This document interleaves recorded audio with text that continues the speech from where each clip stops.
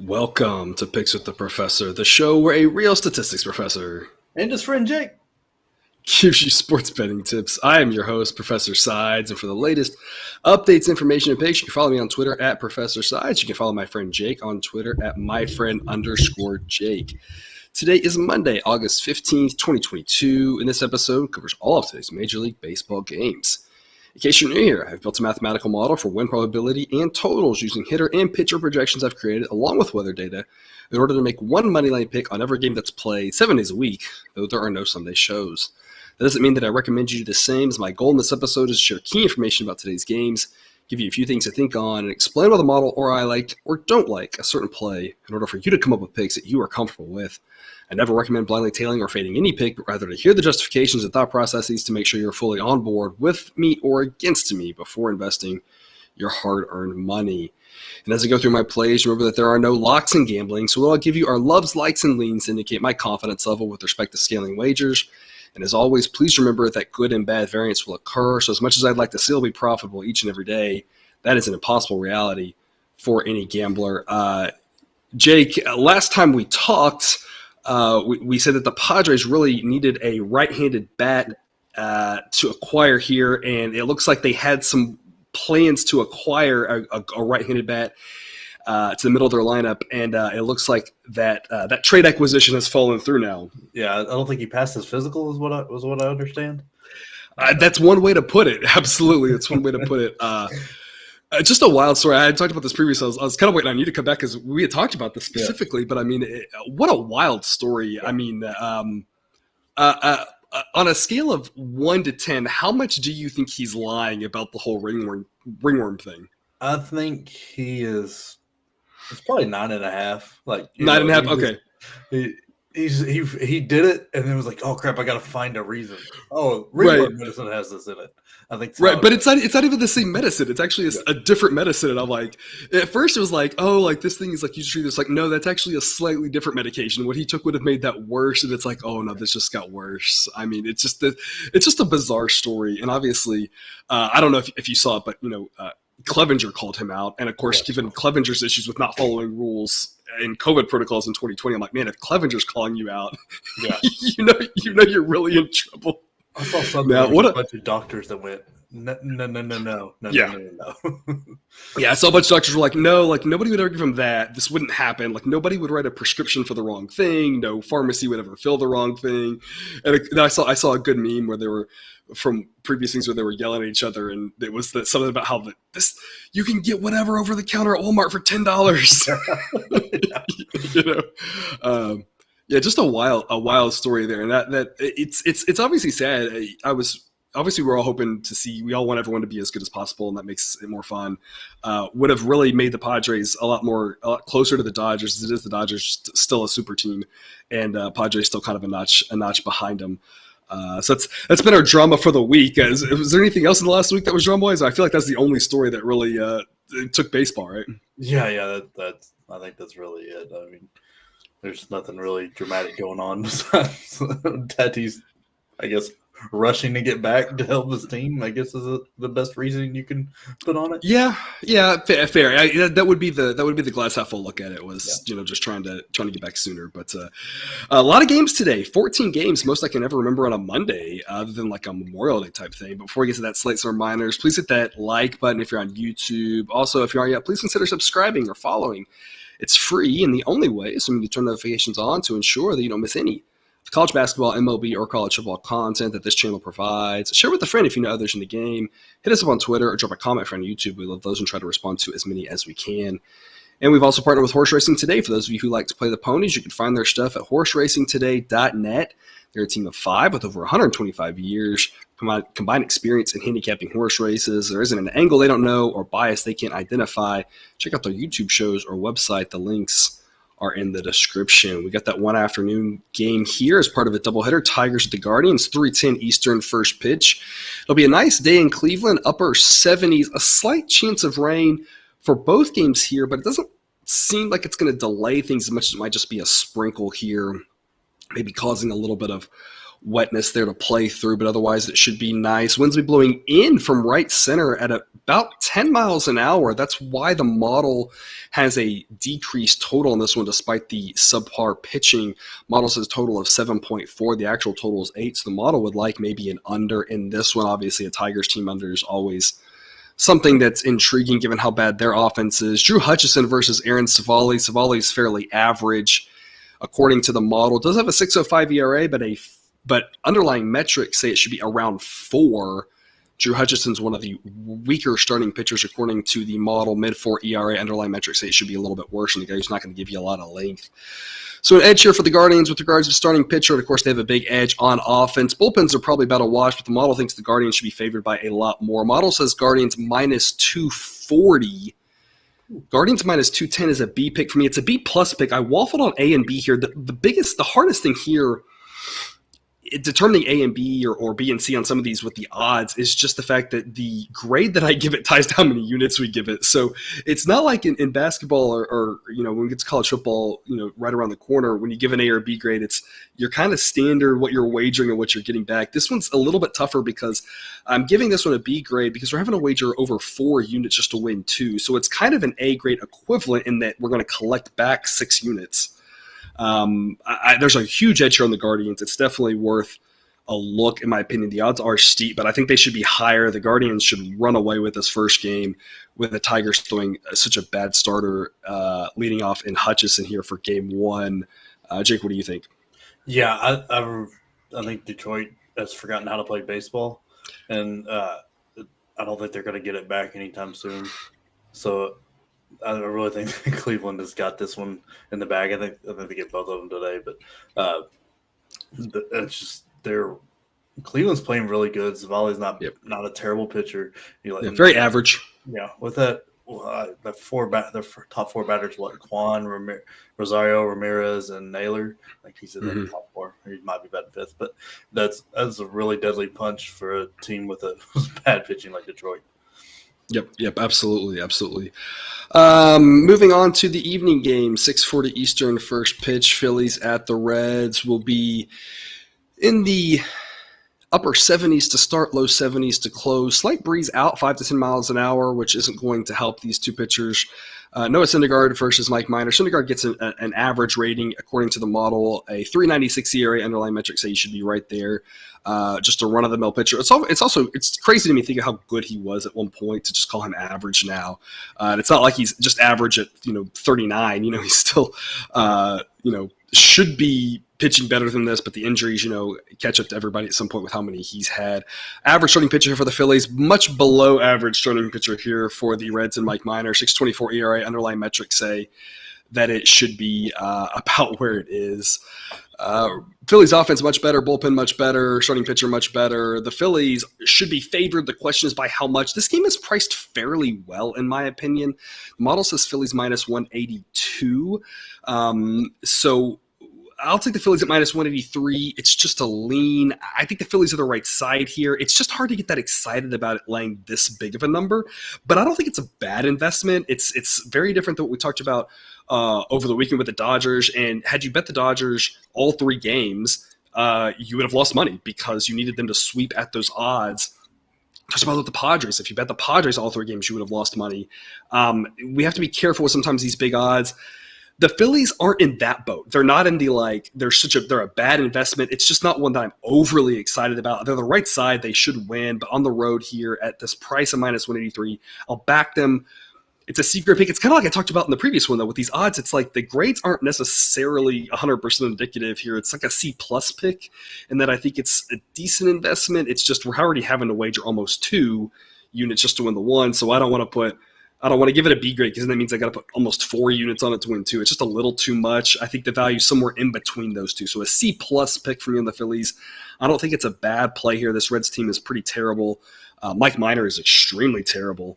But the odds are just not low enough for me to get that excited about. This drops a dime or so. Now we're talking about maybe B-grade value, getting a little bit more excited. But the premium here at minus 183, just a little bit too high for me. So like I said, I'll be on the Phillies, but it's not a pick I love. Jake, what do you think? Yeah, I take all possible opportunities to fade Mike Minor. Anytime he's on the mound, I'm taking the other team, and I mean, I don't like the price here, but I'm just going to take it because it'll be money in my pocket is the way I look at it. Just not as much as I would like. And then the Reds offense can't help him out. The Phillies have a good offense. They're not throwing their best pitcher, but, that's a lot better than Mike Minor. Yeah. And speaking of pitcher, the model says this one has a total of 9.7. I'm seeing totals of 9 out there. This actually might be my favorite over of the day here if you're playing totals. At 9.5, I wouldn't like it as much, but at 9, I really like going over on this one. Like you talked about, Mike Minor is very terrible. The Phillies might get 9 runs by themselves in this game. We're having to pay a premium on the Phillies, but we're not having to pay that premium on the total, which is surprising. If I was expecting it to be 9.5, and then I was expecting to say we're also having to pay a premium on the total, but we're not having to pay that premium on the total. It just being at 9, I think, is worth a look there in that over. Should be a lot of runs. The Phillies should score a lot of runs. The Reds probably get a couple off of Syndergaard because he's not that great, but not enough to overcome how bad Mike Minor is. Yeah. Votto's good enough to get 1 for him. There you go. Yeah, it's. I feel bad for Joey Votto. I was listening to him in the Field of Dreams game, and I'm like, this guy seems like a really fun guy. Everyone raves about him. He seems awesome, and it's like they traded away like all of his good teammates, and it's like, man, I want that guy to have success, like to be surrounded with teams and win, and not in Cincinnati. Yeah. 6:40 Eastern, first pitch. Padres the Marlins. Should be a massive pitcher stool here. Joe Musgrove versus Sandy Alcantara here. I mean, what's to say about these two pitchers? Musgrove has struggled a little bit as of late, but still holding down a sub-3 ERA, and the underlying metrics say it should be in the low 3s. Sandy here should run away with a Cy Young at this point, assuming nothing crazy. A 2.01 ERA. Now, the underlying metrics have him more around 3, so probably not that good, but the results have been fantastic. And as we talk about a guy who can just give you so much length, it's a real differentiator between him and the rest of the league is that he's a guy who can consistently go out there and get you 8 innings, and that's just really rare these days to see him caught. You're used to seeing like every once in a while a guy like a Verlander or maybe Ohtani or a Cole or whatever go 8 innings, but I feel like Alcantara goes 8 innings like every game. When he only goes 7, it's a surprise, right? It's so weird. I know. I've got him in my fantasy baseball league, and this has been my favorite one. I'm like, thank God for you, because otherwise my pitching staff is terrible. Yeah, he's been just a joy to watch. Massive pitchers duel here. Totals of 6.5, so a sub-7 total here. Model says 6.8, so a model might say look over. It's tough to say. I think 6.5 is pretty well priced. It's not one that I think should be a lower total. And the Padres offense is still pretty good. This Marlins offense obviously is terrible, but the Marlins relievers are really bad. This game I think is priced really well. Model says minus 125 for the Padres. I'll take the Padres at minus 130 with a lean. I think it's priced really well. The reason I'm on the Padres, I do wonder, we talk about how deep Alcantara goes in these games, and I do wonder is he able to go that deep against a good Padres offense? He should still have success because I think he's going to have success against anybody. But you do wonder, will this Padres offense be able to drive this pitch count up enough to get him out after 6 innings, 7 innings, get a couple innings, those Marlins relievers not very good, and that could be the difference maker in this game. That's kind of the question mark there. If you think Alcantara can roll through this Padres offense, it's a little bit different of a story, but he can't score runs for them. Musgrove's a pretty good pitcher. Like I said, I think it's priced fairly well, but I think maybe the Padres can at least wear down Alcantara and he won't go 8 or 9 innings. That might be the difference here. I'll take the Padres with the lean at minus 130, but again, I think this game's priced really well. Should be fun to watch, but it's hard to really find a good investment opportunity in this game, in my opinion. Jake, what do you think? Yeah, this is one of the ones I'm staying away from just because I think it's priced exactly right. I think there's a great chance the Padres win, but there's also the chance that Alcantara's on one and goes 9 and shuts them out, and the one run the Marlins can score off a reliever here is where they win. So it really scares me because there's more of a chance that Alcantara just dominates them because he's done that several times this year, just been out there and it can just take one and get a win. Seems to have the opposite problem as DeGrom. He can always get 1 or 2 he needs. But so I'm really staying away. I'm going to watch it because this should be fantastic. Watch it and just go at it. But other than that, stay away. Yeah, I think there's a lot of good other opportunities for investment purposes, but this one should be one to watch just for how good both these pitchers are. It should be a really entertaining game. It should be a quick game with how good these pitchers should dominate, make it roll right through. 7:05 Eastern first pitch. Cubs at the Nationals. Around 70 degrees to start, mid 60s to close. No real wind effect here in this one. Marcus Stroman versus Josiah Gray. Stroman, a 4.20 ERA. Underlying metrics have it a little bit better than that. He gets an above average rating. Josiah Gray gets an average rating of 4.81 ERA on the season, and the underlying metrics have it a little bit higher than that as well. So just kind of run of the mill starting pitcher here. Bad baseball all the way around here in Cubs Nationals. I mean, the model says 7.3 for the total, so maybe you can look under 8. With regards to the side, I think it's priced fairly well. I'll take the Cubs at minus 132 just because I don't like backing the Nationals. Model says Cubs minus 126. This one's, I think it's well priced here with regards to the side. Bad baseball, probably not one you want to watch. I don't know what else to say about this one other than don't watch this game. What do you think, Jake? Yeah, I'm staying away from this one because I don't want to encourage these teams to play baseball anymore. I want them to just stop and it'd be a lot better on everybody. But fair, very fair. Staying away. Please don't watch this one unless you're a fan of a team, and then I'm very sorry. People want to hear I'm an Astros fan, and I watch a lot of those bad Astros teams. At some point, though, there is a mental health aspect to it where there were some times it was just like, this team's bad. I'm going to do something else with my night. Like, I'm a fan, but I don't have to watch when they're the ESPN updates are enough. That's fine. Exactly. I will say, like I said, that the under is, I think, worth a look in this one. Again, a chillier night in Washington. Stroman is a good pitcher. Josiah Gray's decent enough. 2 below average offenses. The biggest fear you have there is with regards to the relievers, maybe a first 5 under. Of course, the problem is they weight that first 5 under even lower, so you're having to pay the premium for it. But some form of an under might be a better investment. Like I said, I think the side market is priced fairly well in that one. 7:05 Eastern start time. Rays at the Yankees. It'll be mid-70s in New York for this one for the most part. More upper 70s to start, more on the lower end of that to close. A slight breeze blowing in around 5 miles an hour. Ryan Yarbrough versus Garrett Cole. Yarbrough really struggling this season. 5.08 ERA. Underlying metrics have that pretty spot on. He's had some success occasionally as the bulk guy, but for the most part, just a really rough season for him. Garrett Cole, on the other hand, 3.38 ERA. Underlying metrics say it should be around 3. Cole's having a pretty good season and a bounce-back start last time out after the disastrous one before that against the Mariners, but looked really good last time out. Model has this as Yankees minus 242. That is giving them a little bit of penalty for playing last night. I'll take the Yankees at minus 230. It's a B-grade pick. I made the comment, anytime the model has a Yankees edge, I want to jump all over it. This one I'm a little hesitant on just because, as we've seen, the curse of Sunday Night Baseball, and not really a curse, just more of the other team's already rested, and that team playing the night before, coming off of a rivalry game, that sort of thing. Although Sunday night games tend to be bigger matchups. Teams playing on Sunday Night Baseball have done very poor the next day. So I'm a little hesitant here on the Yankees, but it's a decent enough edge. Yarbrough is terrible. Garrett Cole can win this one by himself. I don't think this Rays team is that great.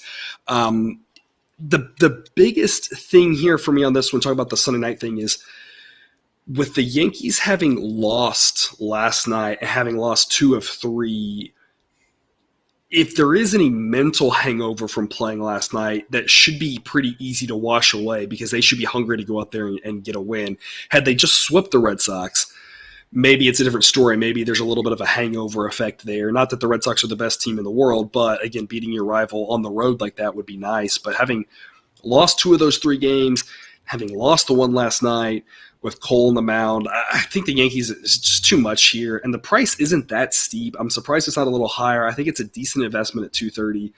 It's a B-grade pick for me. Jake, what do you think? Yeah, I think this is one of the worst teams to go against when you're struggling like Yarbrough is. He just cannot find the ball, and this Yankees lineup is just loaded. It's going to be bad, especially in Yankee Stadium where the field's kind of shifted in their favor.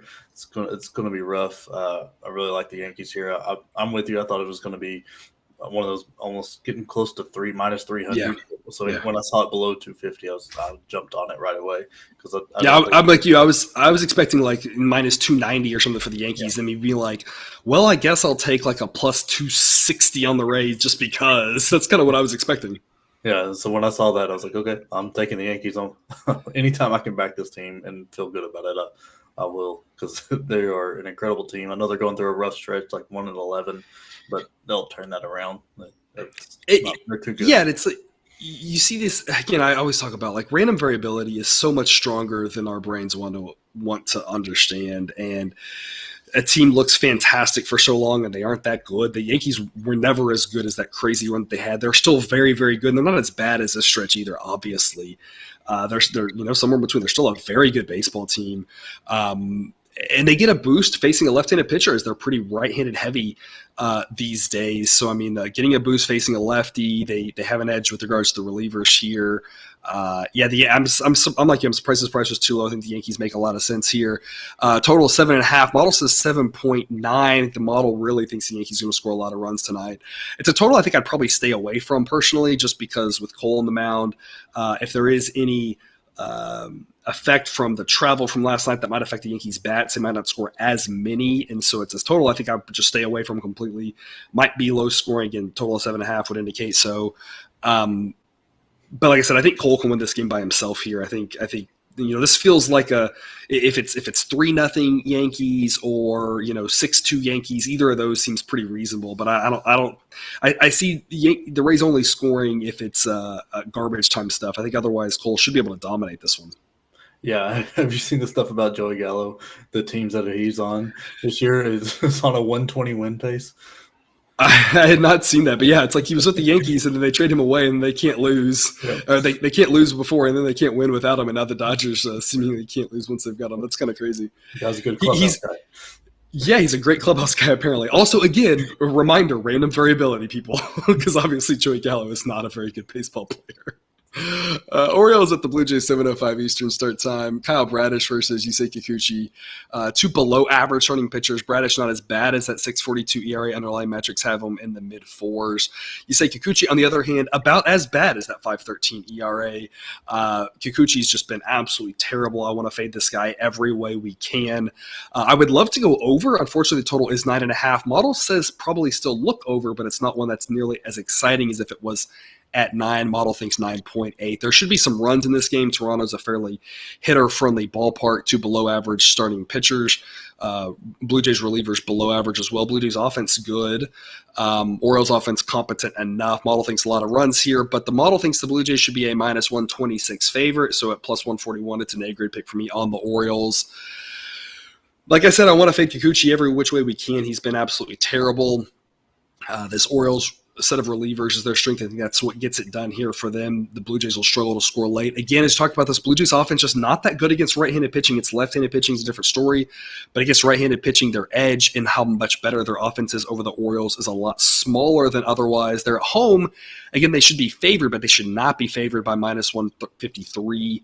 Again, it's Orioles or pass. I love the Orioles here at these plus odds. I think they got a chance. It's barely better than a coin toss here for the Blue Jays. So even if we're slightly less than 50% on this plus 141 play, that'll be a great investment for us. Jake, what do you think? Yeah, I'm with the Orioles here. I can't say the Blue Jays pitcher's name, but I fade him at every opportunity because he's bad. The Blue Jays offense isn't good enough to make up for as bad as he is.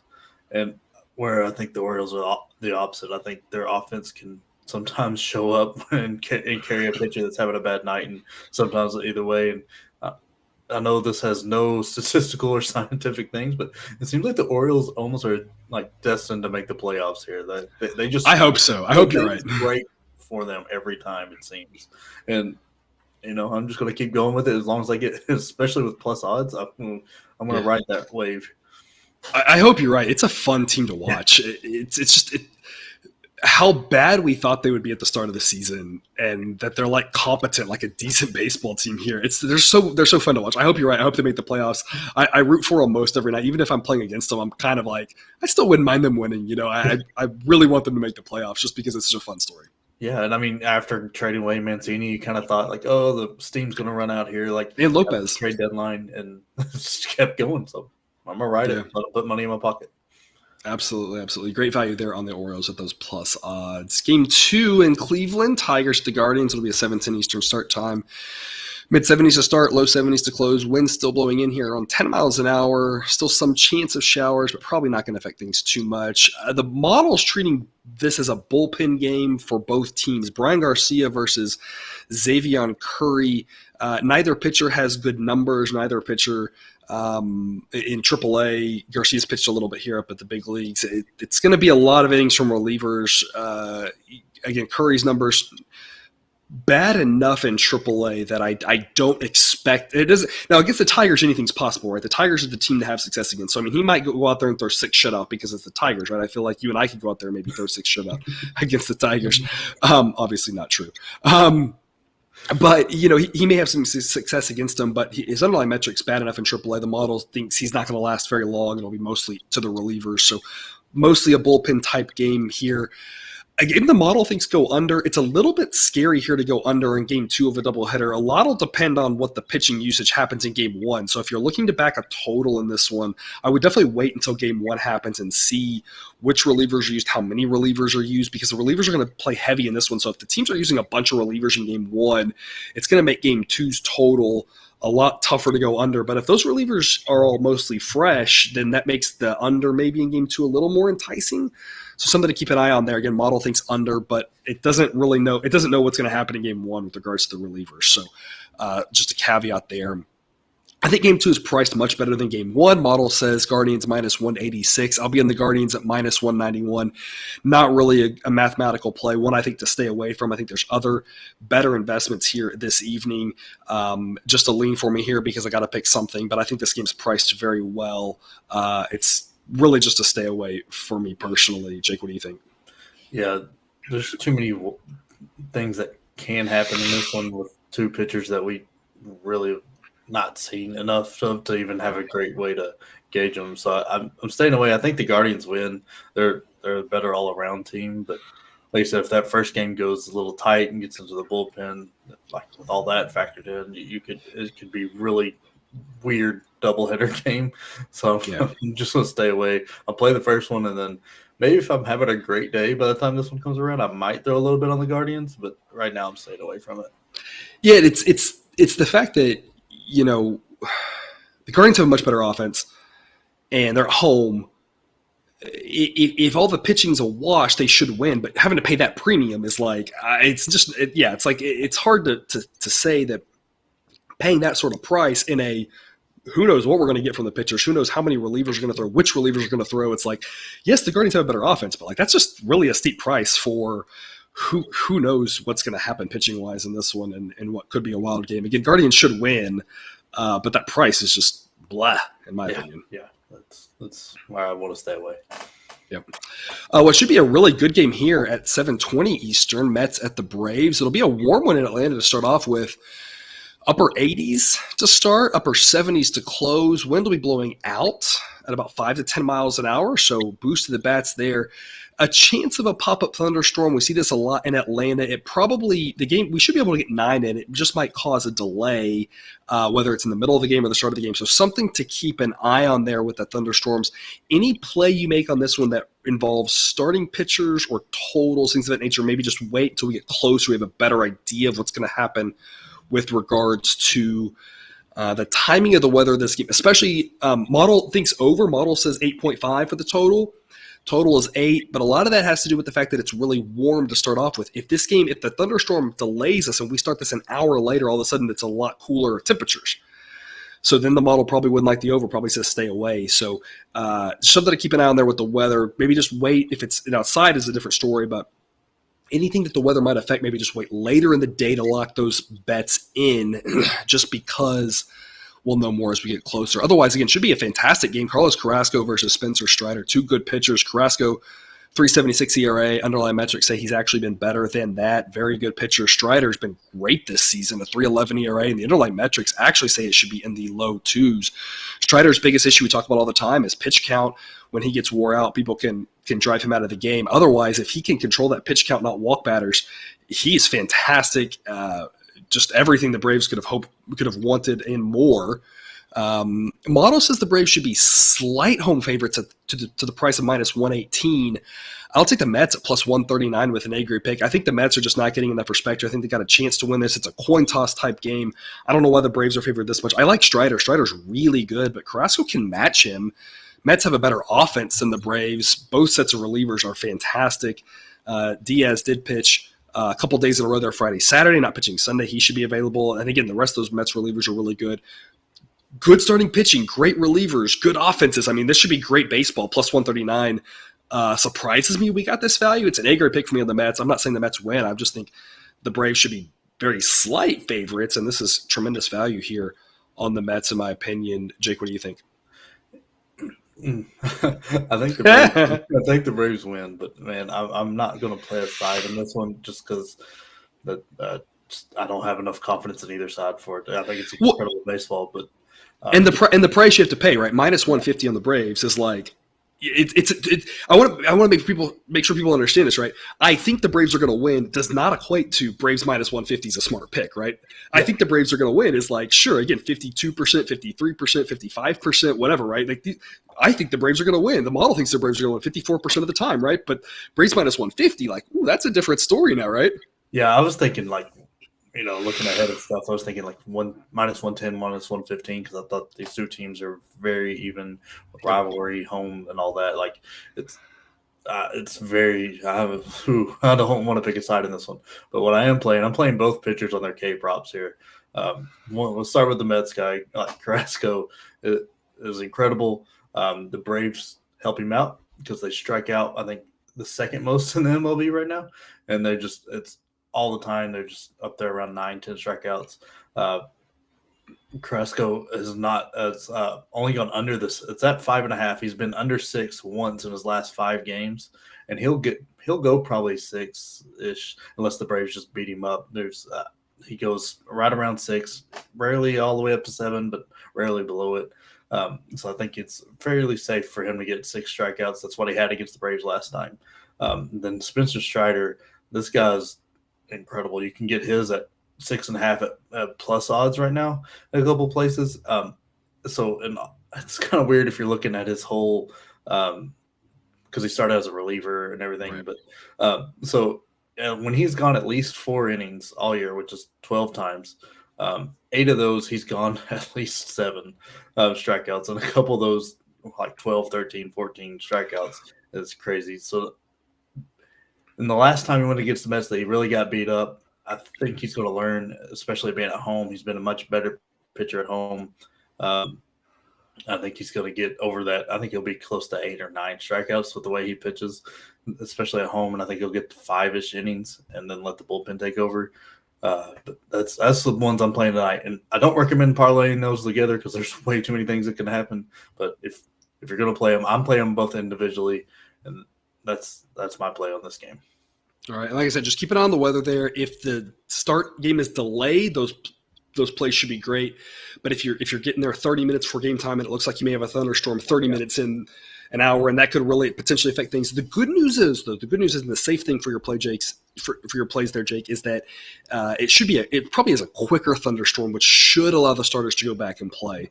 And that's the good news, right? The thunderstorms in the south tend to be a lot of like a lightning downpour for 15 minutes and then it clears, right? As opposed to, it's not one of those like hour and a half delays that'll kick the starting pitchers out. So the starting pitcher should be safe, should be fine there. But again, just keep an eye on the weather there for those plays just in case. I don't think there's an issue there, but again, I just want to make sure that we're aware of that so that way you can't say it. I didn't say there was a chance that something goes wonky, but again, should be fine on those plays. Again, I like the Mets. And I'm like Jake, I think the Braves are more likely to win, but this price here, we don't have to even win this half the time. And the Mets are a great investment. It should be a great baseball game and in a coin tossy type game. Plus 139, I think, makes a lot of sense. And then Jake is on both starters strikeout overs. 7:40 Eastern, first pitch Royals at the Twins, mid-70s to start, 70 degrees to close. No real wind effect. It'll be under 5 miles an hour, mostly blowing across as well. Chris Bubich versus Joe Ryan. Bubich with a 5.02 ERA. Underlying metrics say it should be a little bit better than that, but not by much. Below average pitcher, according to the database here. Joe Ryan, a 3.95 ERA. underlying metrics say it should be a little bit higher than that. A slightly above average pitcher for the Twins. Twins, of course, have a better offense, better relievers as well. The Twins should be favored in this game. The question is by how much. The model thinks minus 181 is a solid investment. The model thinks it should be higher than that to the tune of 198. So as long as the number starts with a 1, I think it's a solid Twins investment here. It's a pretty big edge. It's a B-plus pick. It's a pretty big mathematical edge. It's just like we talked about with some of the other ones. It's hard to give it an A grade because we're risking so much with these big favorites. I just don't want to be over-invested.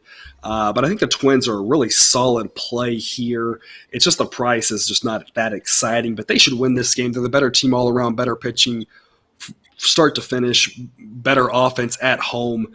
They should be solid favorites in this game. I don't think there's much else to say other than Twins are a much better team, and this price isn't as high as it should be. The Royals got their big win yesterday against the Dodgers. Kudos to them. That was a lot of Brady Sr., as we talked about. It's a pretty solid pitcher. Chris Bubich, on the other hand, not a solid pitcher. I think the Twins are undervalued here, and I like them to take this one. Jake, what do you think? Yeah, I think you hit it perfectly. There's not much more to say than the Twins are just better baseball team, and the better baseball team at home.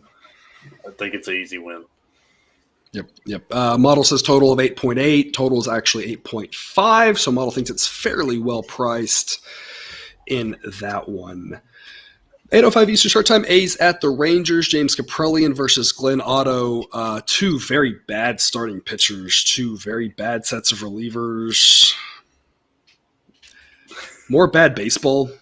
I mean, it's fun. We get like the Mets and Braves will be like a fun game, and then that Padres. Not that the Marlins are good, but Sandy is, right? You got some good games to watch. We got a couple more later we're going to talk about here. There are some good games. And then you got some games like this. It's like, this is the price we got to pay, right? If the good teams, some of the good teams are playing each other, we got to deal with A's Rangers. Blah in this game. I mean, the model says it should be Rangers minus 133. So the model thinks this game's priced fairly well. Small edge on the A's here at plus 139. I'll take the A's with a lean. A little bit of a mathematical edge. Little bit of both of these pitchers are garbage and the relievers are garbage, and so we need to get up. Rangers have better offense for sure. They should be favored. They're at home. Rangers more likely to win this game than not, but I mean, plus 139 offers okay value, so I'll take the A's. But I mean, there's just so much variability with both of these teams. You never really know what you're going to get. Like again, better investment opportunities, I think. Jake, what do you think? Yeah, I mean, the Rangers are the better team. They should win, but we've also seen them do some really dumb stuff. So I'm staying away just because I don't trust the athletics enough to cover that. I don't like paying the price on the Rangers, so it's like, right. I don't want to even have to worry about checking on this game.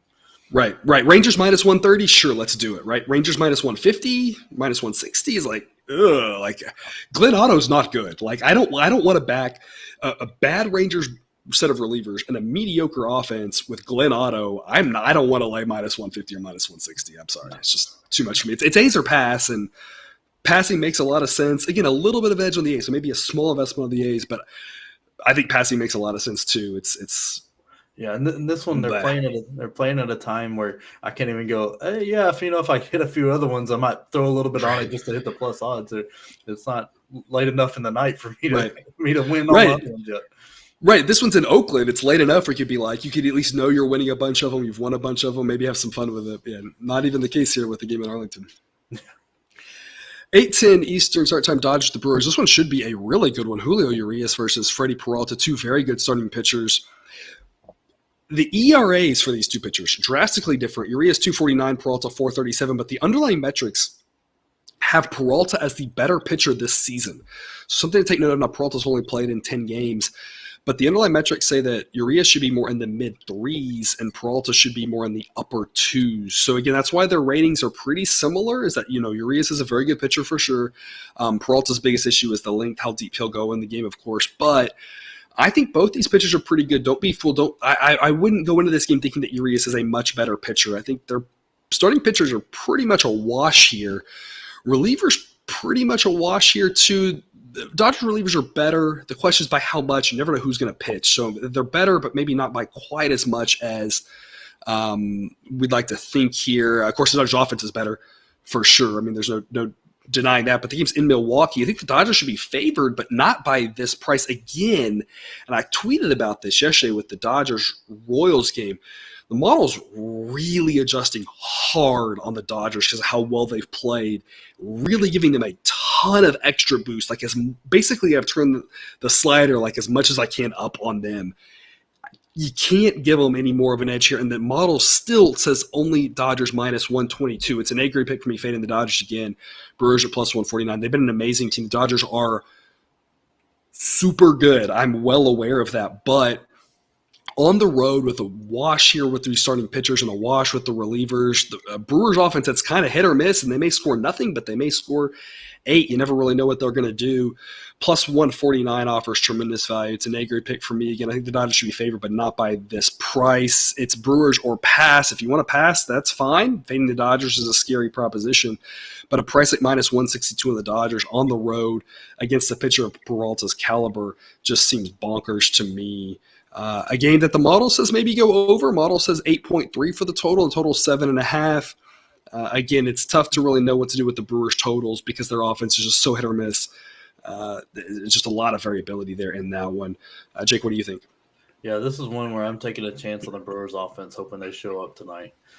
They're going against one of the lesser end of the Dodgers pitchers, and they're throwing who was coming into the year is probably their ace. Burns will still be higher. Yeah, but I mean he's up there. He's a very good pitcher, and I mean I just right now is the time to take a chance because I don't think it gets better for them. Like you said, where they're going to price these Dodgers teams, it's going to be probably need close to a sweep to make money on the series. So I think tonight's a good night to take a chance on the Brewers. If their offense shows up, I think they get this one. Yeah, and it's like you said, we talked a lot about this. Does their offense show up? You never really know, and it's not quite this simple, but it's like flip a coin if their offense shows up or not. Well, hey, if it's 50-50 and it shows up, plus 149 offers tremendous value, right? And again, it's not that simple, right? It's much more complicated than that. But yeah, if the Brewers' offense shows up again, they're so reliant on the long ball. If they get a couple home runs, Peralta is good enough to keep them in this game. Again, it doesn't mean the Brewers win this. It just means that plus 149 offers tremendous value. Like I said, baseball's a long season. And if you just go with who you think is going to win everything and ignore the price, it's not going to be a good long-term investment. Right? The price on the Dodgers is just way too high. Yeah. 8:10 Eastern start time. Astros at the White Sox. Low 70s for most of this game. Winds will be about 10 miles an hour across or out. It's going to be kind of in between there towards right field. Probably not a huge wind effect there since it's to right, not to left. Again, maybe check later back on this. Maybe it's shifted a little bit more out. Maybe it helps the hitters a little bit more. Maybe it's more across, more neutral. So it's kind of an out/across wind towards right field there, about 10 miles an hour. Jose Urquidy versus Johnny Cueto. Urquidy, 3.85 ERA. Underlying metrics say he's probably just about a league average pitcher, though. Cueto, 2.91 ERA. Same sort of thing, though. The underlying metrics say it should be in the 4s. So two average starting pitchers. A White Sox offense that against righties now projects actually below league average, especially with Anderson out. Relievers are both solid for each team. Of course, the Astros have a huge edge on offense. The Astros should be favored here. The question is just by how much. The model says Astros minus 119. Model says this game is priced very well. I'll take the Astros at minus 123, but I think it's a stay away at these prices. I don't think it's another good game, I think, to watch. Astros a better team. White Sox decent enough and have some potential, but in Chicago could be an interesting game, but not really a great edge in my opinion here. So I'll be on the Astros, but it's not a pick that I think has a ton of value. Model says look under. Says go under 9. Model thinks 8.6 for the number of runs. It kind of makes sense, especially if that wind is more across than out to chillier nights. Both these pitchers are average. Hard to see the White Sox scoring a ton just because that offense, again, not really that impressive, especially unless they're facing a lefty. Astros offense should score a few runs. Question is how many. It should be a better game to watch, but again, hard game to really find an edge on, in my opinion. Jake, what do you think? Yeah, there's not a lot of value in this game. If I had to choose, I'm choosing the Astros to win this game. I think they're the better team, but in Chicago seems to be playing a little better right now. I know Anderson's out, but they seem to kind of get the ball rolling a little bit. So I'm going to stay away from this one just because I don't see the value. And it's not something I'm going to invest a lot in one way or the other here. Yeah, and it's a lot tougher just given that you've got two average starting pitchers that have a lot of variability. Like Cueto could give up a ton of runs. I don't think anybody would be shocked. His underlying metrics say he hasn't been that good this season, but he's had some good results. And if he throws 6 innings and gives up 1 run, nobody would be that shocked either, right? And the same thing with Urquidy. He's been kind of up and down. If he gives up some runs, people will be like, well, he's been up and down, right? If he does well, people are like, oh, he's been up and down, right? So it's like there's a lot of variability with these pitchers, which makes it just kind of not as one that you feel really confident investing in that, I think. Yeah. It's just one of those ones that with so many games today, you can choose to be really picky and load up on some ones you really like. It's not like you have to play. Your options are very limited. You've got a lot of games to play through tonight. So tonight's this one, I'm dodging them.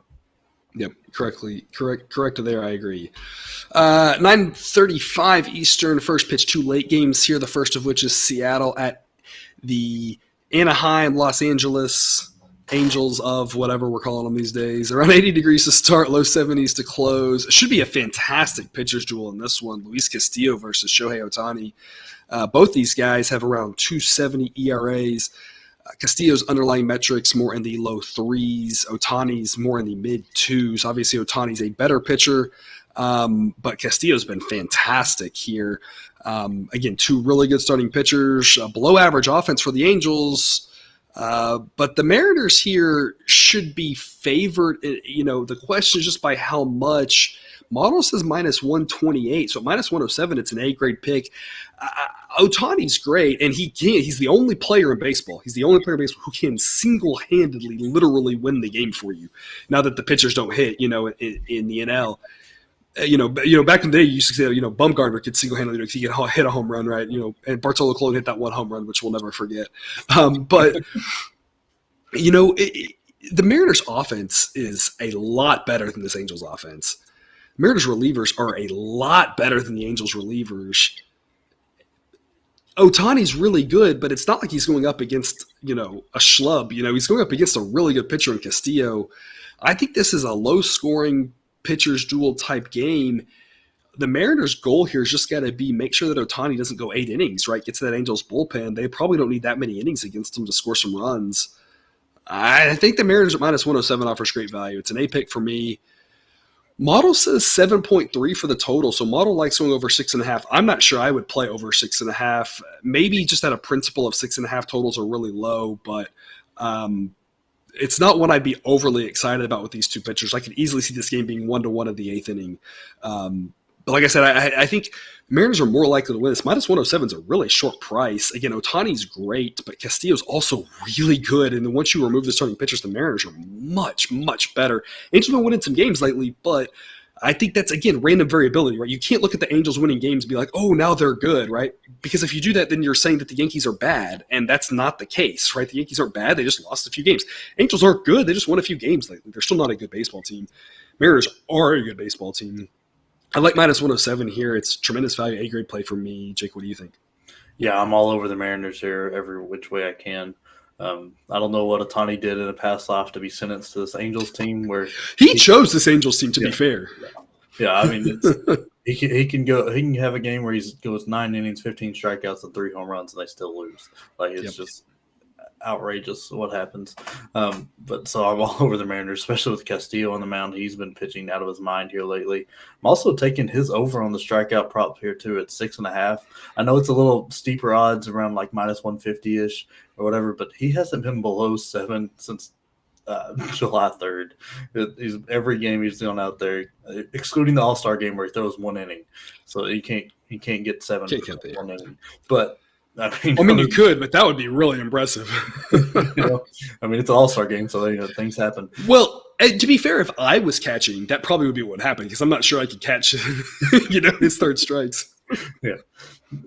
But so he's been on fire.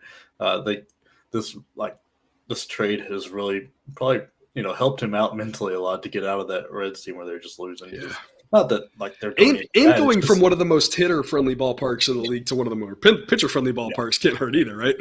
Yeah, all that's gotta play in because when you lose so many times, it's gotta break down on you. But now he's on a team that's probably going to make the playoffs. Is pushing up there. I really think he dominates this game, and I think the Mariners win this.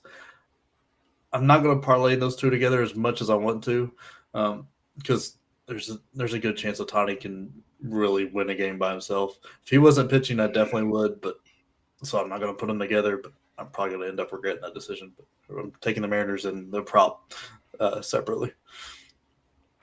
Yeah, Mariners minus 107, just great value here. Otani's fantastic, but like you said, every time he pitches, you can't help be reminded of the tungsten Armo Doyle or whatever that tweet was. That if you haven't seen it, look it up. It's a fantastic tweet and very, very indicative of the Angels. Right, he can do incredible things. Now Trout's not there, but Trout does incredible things, and the Angels still somehow lose. It's something. But this Mariners team has been great to us. I expect them to continue that. They didn't win yesterday, and yesterday I said there wasn't really much of an edge. So again, for the most part, when we've backed off the Mariners, that's when they've lost, and we've been on them for the most part. That's when they've been winning. So I like them here. Doesn't mean they will win. It just means I think they're much more likely than not to win. And 107 is a great price. The closest up 9:45 Eastern. First pitch, Diamondbacks at the Giants. It's mid 60s for the most part in San Francisco. Winds will be blowing out to start, but dying down as the night goes on. Again, a park that's built to minimize the wind effects. Model thinks the total's priced fairly accurate. Model says 7.9, total's actually 8, so it's a stay away there. Madison Bumgarner versus Alex Cobb. Bumgarner's a below-average pitcher here. His ERA's ballooned up to 4.13. The underlying metrics say it should actually be a half run higher than that. Alex Cobb, on the other hand, 4.15 ERA, but the underlying metrics say it should be in the upper twos. Cobb's a much better starting pitcher. I like him a lot. Both bullpens are terrible. That Giants bullpen yesterday tried to blow us that Pirates game. Thankfully, the Pirates bullpen was worse. I always make the comment, and the Pirates aren't playing today, so it's saying every time the Pirates play, I feel like I have to say you can count on the Pirates bullpen to give up runs. And sure enough, thankfully for us, they gave up enough runs yesterday, but that Giants bullpen gave up a ton of runs to a crappy offense like the Pirates there yesterday. And that's the biggest thing with this Giants team. And the reason they've taken a huge step back is that bullpen has been, last year, lights out, phenomenal. This year, truly terrible. Offensively, the Giants have a better offense, but the Giants facing a lefty and the Diamondbacks facing a righty. The model thinks these two offenses are actually pretty comparable. The Giants are extremely left-handed heavy, and of course they traded one of their better right-handed bats away at the deadline. Diamondbacks a little bit more left-handed heavy, should have more success against the righty. So the model says the offenses are a wash. The model says the Diamondbacks have a better bullpen. Not that the Diamondbacks bullpen's good, but it's better than the Giants. That the only edge the Giants have here, other than being at home, is with regards to the starting pitcher. Model says the Giants should be favored, but only to the tune of minus 143. So I'm on the Diamondbacks at plus 163. It's just tremendous value on the Diamondbacks. It's Diamondbacks or pass. For me at this point, the Giants at minus 180 is just way too steep to get behind. That bullpen can completely blow any game. And that's the biggest thing with Cobb, is that he's not been a guy who's gone deep. And that means a lot of innings for the Giants relievers. I think the Diamondbacks have a chance here at plus 163. Doesn't mean I think they win. Just means I think they win enough times to make this a profitable long-term investment. Like I said, I think the bottom line to me is you can't lay this giant price knowing the Giants' bullpen is going to be prominently involved. And again, with these offenses being mostly a wash with regards to the versus lefty-righty stuff, I think the Diamondbacks at plus 163 makes a lot of sense. It's a B-grade pick for me, almost A-grade value, but given that we're going to profit so much off it, I didn't need to invest that third unit. But again, close to A-grade value here on the Diamondbacks with regards to the difference between what the model thinks and what the number we can actually get is. Jake, what do you got for us? I'm trying to make my decision here. I was listening to you. I'm just so scared of this Diamondbacks offense. Sorry, mailman's coming through. The dogs are scared too. Yeah, it's a scary offense. They agree with you. They were just letting you know that yes, they are also afraid of this Diamondbacks offense. Yeah, it is a hard. I think you got me though. I think I'm going to go with them. I think I'm going to roll with it, especially with the late game.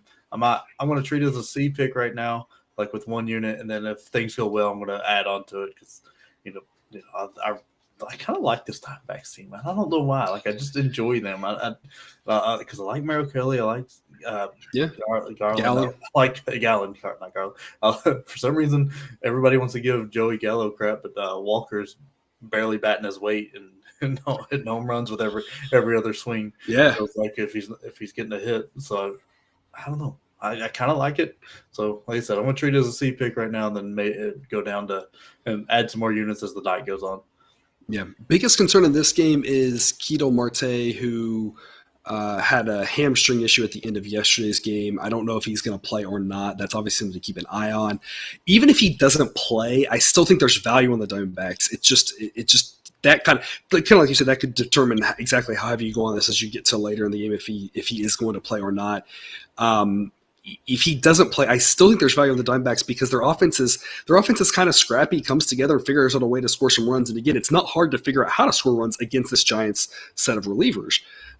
If he does play, of course, that just makes it even that much more valuable. So he would be the biggest thing to keep an eye on there if he's able to play with that hurt hamstring from yesterday or not. At this point, I haven't heard either way. It feels like a toss-up situation. But again, I think there's edge on the Diamondbacks either way. Question is just how much based off his availability. All right, I will recap the eight picks here for us. I got the Orioles at plus 141 at the Blue Jays. Got the Mets plus 139 at the Braves. Got the Brewers plus 149 at home against the Dodgers, and the Mariners minus 107 at the Angels. The benefit of these eight plays with all these plus odds, right? If you go 2-2, that's a profitable night there, no matter which two even win. So a lot of good odds there. And just take note again, B plays have been doing really well over the last 3 weeks. There's a lot of B plays here that I really like that didn't quite get to that A grade territory just because of the odds being really steep. But that doesn't mean that I like them any less. So a lot of really good B plays today, in my opinion, as well. Jake, any parting words for us? Yeah, college football season right around the corner. Make sure you, shameless plug here, make sure you check out our college football preview shows when you get a chance. Just get prepared for this upcoming season. Yeah, it's a good. I probably should say that more often. I'm terrible at promoting, right? This is not. I do the math. I watch the games. I do the math, right? This is what I do. The fact I'm even able to get up here, and figure out how to record and do all the uploading stuff is kind of a miracle. But yes, absolutely, it's a great point by you, sir. We do have the 3 college football preview episodes that we did. We gave away best bets for season-long investments. If you haven't listened to those, watch those yet. Those are also permanently up. I made a special page on the website there for those, so check those out. Yeah, college football season's right around the corner. I know Cousin Jared is probably literally biting his fingernails off, just waiting for the season, just anxious to get going. All right, well, that's all we have for you today. Thanks for tuning in to another episode of Picks with the Professor. Reminder to check out that Google Sheet for model picks, projections, and results. You can find that link and more at the website, www.pickswiththeprofessor.com. If you haven't done so yet, please click that subscribe button to ensure all the sports betting content we've run on this channel jumped right into your feed. I'll see you tomorrow. And until then, remember, you can eat your betting money, but please don't bet your eating money.